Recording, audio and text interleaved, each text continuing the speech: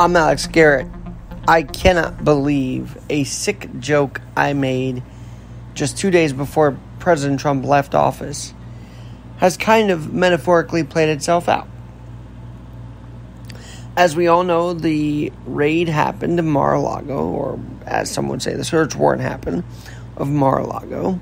Some say search warrant, some say raid. It's important how people label it. I would say a raid because he wasn't even there, and it seemed to happen cover of night. But anyway, the reason for the raid, I'm not taking lightly. You know this by now. I've said this by now. Espionage Act violations. DOJ saying he has no standing on the Fourth Amendment. But here's my question, and I'm going to tell you the sick joke in a minute. But here's my question, as literally him and Biden are in Battleground, Pennsylvania today. Well, they were today. 2024 is here even before 2022 midterms is here, which is probably how Trump wanted it. May not have how Biden wanted it, but that's how Trump wanted it. After all, reports have been circling, he's going to re-announce his run for re-election already. Biden actually announced that quietly today, that he's, running for re-election, despite sky-high inflation, despite, age issues, despite the fact that he's just forgiven a whole swath of people's loans, while others say, well, where was my forgiveness back in the day, and why can't I get mine forgiven now? And why did I pay my loans and now I'm paying taxes on these forgiveness situations? It's all a mess. But here's my one question as the DOJ offers a rebuttal to President Trump's request. In 2021, 2 days before he left office, and of course after his masterful performance at the January 6th riots, masterful performance, I said to a friend of mine, I said, look, he's going to bring the RV, he's going to latch on the White House and just bring the house with him down to Mar-a-Lago. I wasn't that far off, even in a joke.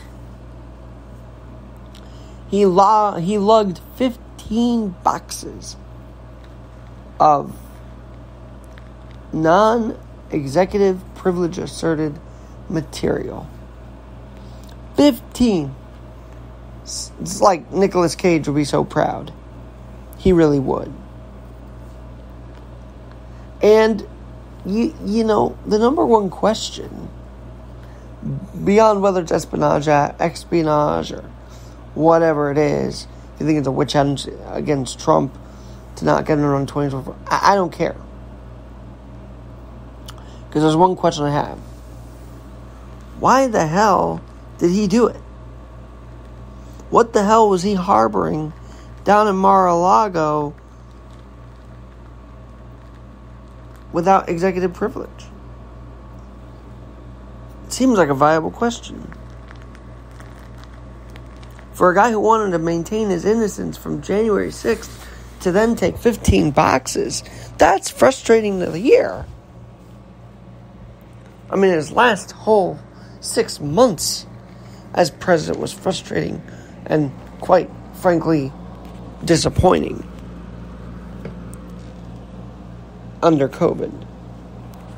But this one, he thought he could maintain his innocence from January 6th by harboring 15 boxes from the National Archive. Ideally, I hope they both get primaried out. Ideally, I hope they get primaried out. I hope someone comes in the way of Biden, gets in his way, and defeats him in the primary.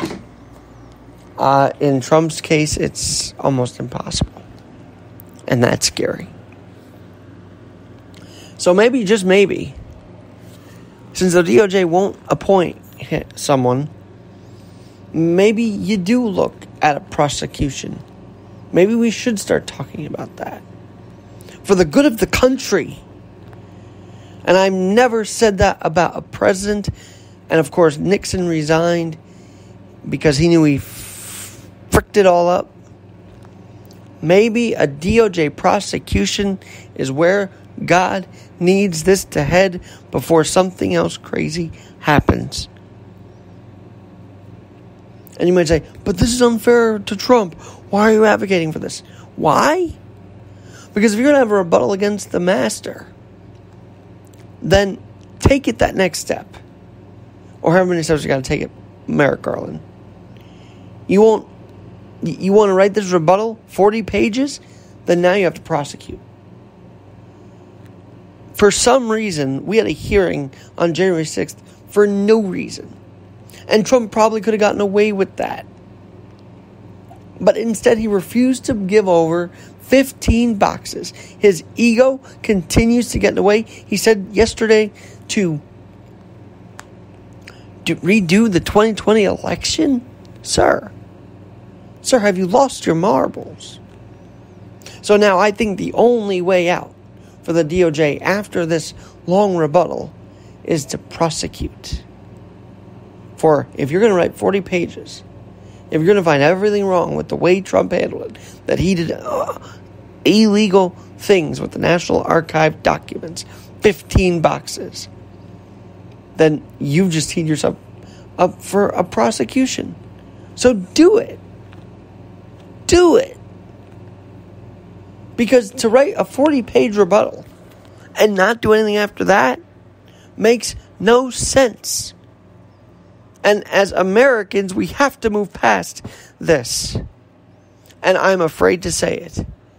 The only way you move past what's called the Donald Trump era is to prosecute him. That's what the Democrats have wanted to do for a long time. That's what probably anti-Trumpers have wanted to do a long time. And I never wanted to believe it. Until now. 15 unclassified, 15 boxes of classified information that he didn't exert executive privilege over. If you're going to write a 40-page rebuttal, DOJ, just prosecute the man already. Put us all out of our misery before even the midterms. Before even the midterms. And then maybe we can start to heal from at least January 6th alone. But until then, after a hearing that did nothing, didn't even refer criminal prosecution, Merrick Garland, you've clearly dug in your heels here. So just go for it. Just flippin' go for it. And may the chips fall where it may. But after a 40-page rebuttal, there's no way now the DOJ can't act to prosecute.